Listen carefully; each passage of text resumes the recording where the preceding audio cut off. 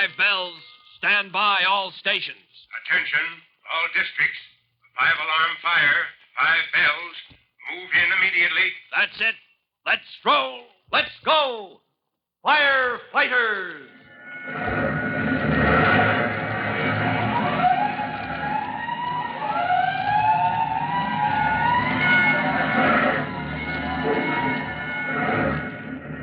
Presenting Firefighters, the true-to-life story of our unsung heroes who stand ready to ride by day or night against our most murderous enemy, the demon of fire.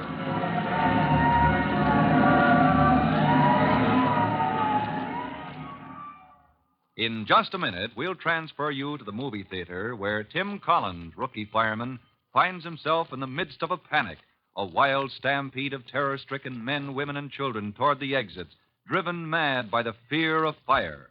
And worst of all, there is no fire. This panic is the work of a ruthless practical joker spreading the false cry of fire, run for your lives. Chief Cody is on the spot to begin his investigation. But first, here's a matter you'll want to investigate for yourself.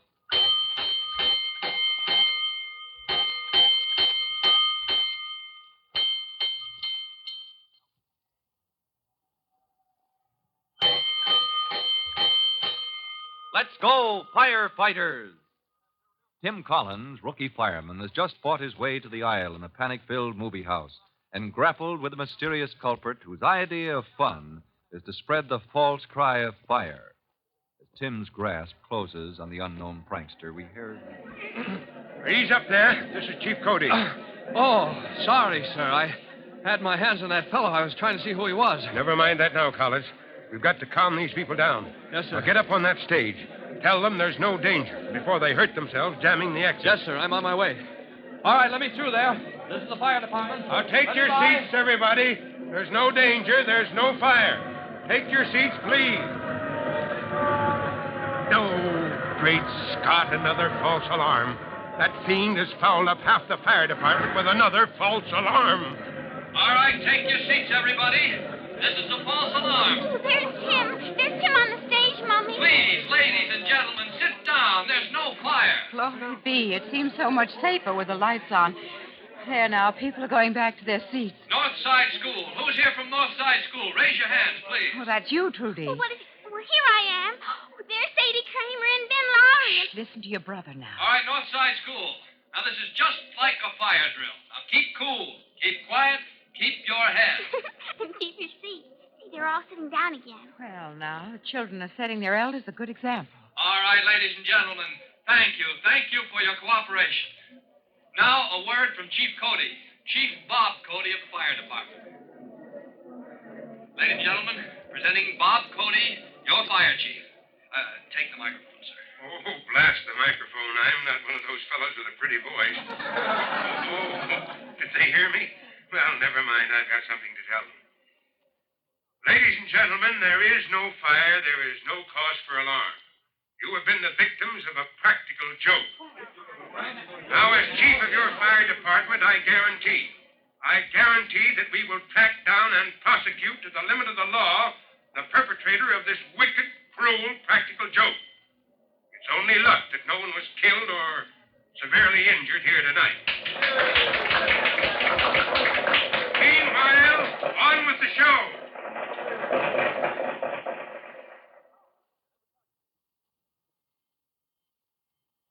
To think I had my hands on that rascal, Chief Cody.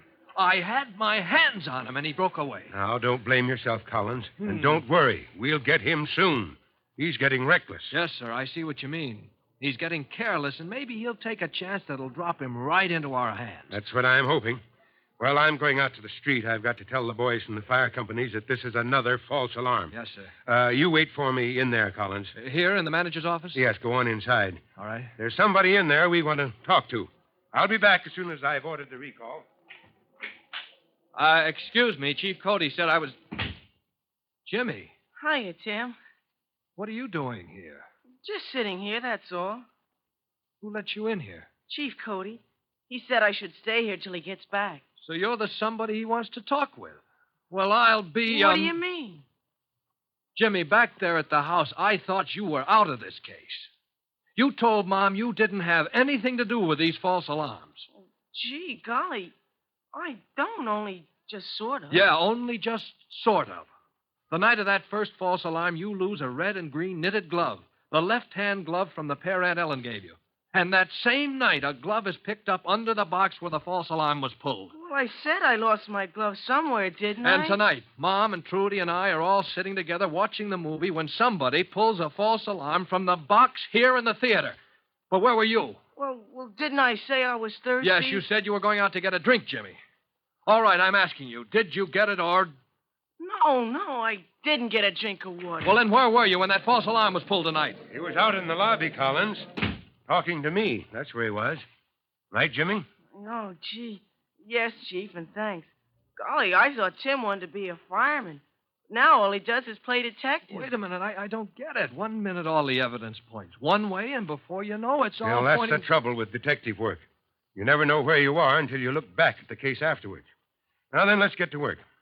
Jimmy, you've got something to tell us, but I want to hear your brother's report first. Mine, sir? Yes. What about that fellow you grabbed in the dark? Oh. Well, I never heard that voice before, sir, but for size...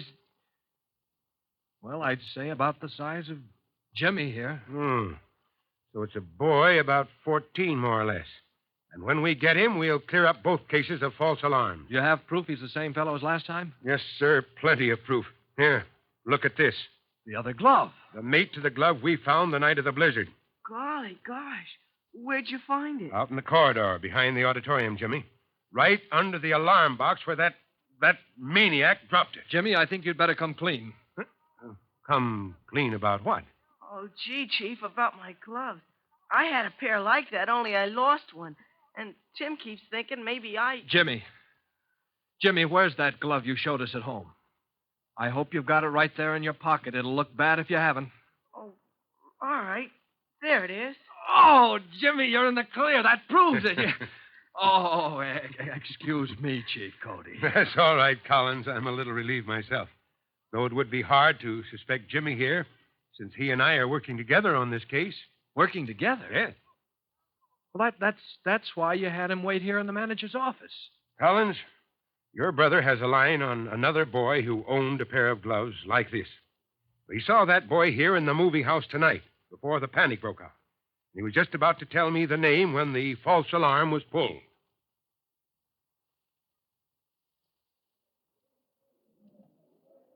Wait a minute, Trudy. Let me fix my hat in the mirror. Thank goodness there's fresh air out here in the lobby. Mommy, I'm going over by the door and wait for you where the air is even fresher. Wonder if I should change the ribbon on this hat.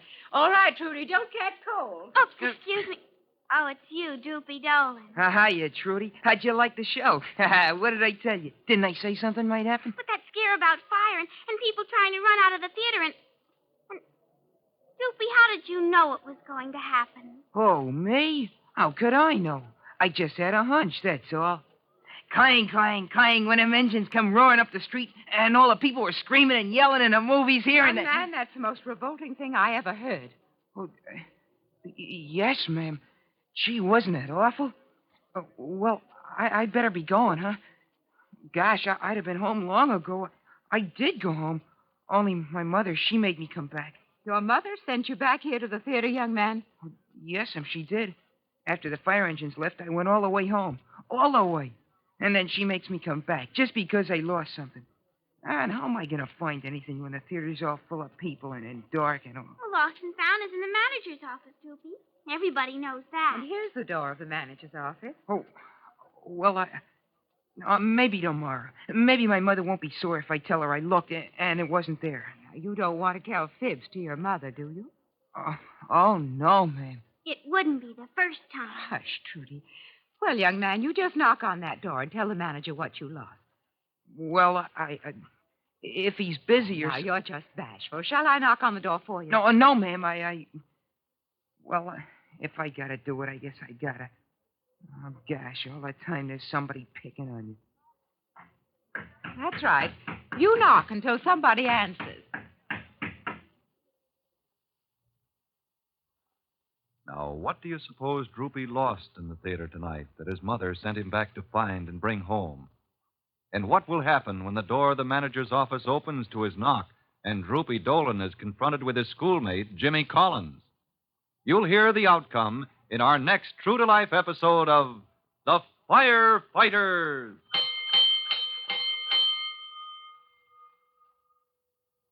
In just a moment, Chief Bob Cody will tell you, boys and girls, how you can help the firefighters in your own town.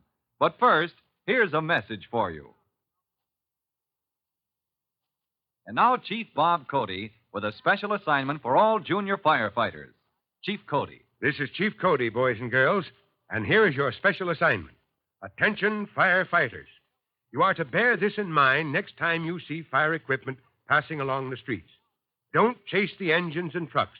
Don't get in the way. Just stand still and use your eyes. Watch the drivers. I repeat, watch how the driver on each piece of equipment keeps his eyes on the road ahead, on the crossings he approaches, and at the same time how he watches both traffic and people on the sidewalks. Watch these men drive. And remember, they are specially trained to avoid accidents. This is all, firefighters. So long for now. Fire Chief Cody and the young rookie fireman, Tim Collins, will be back at the same time on the same station when you hear... That's it. Let's roll.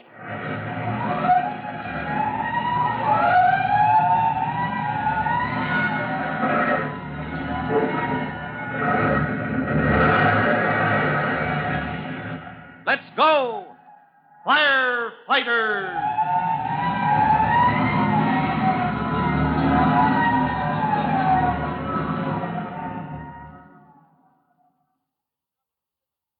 Firefighters is written by Frank Jones and is a copyrighted feature of William F. Holland Productions.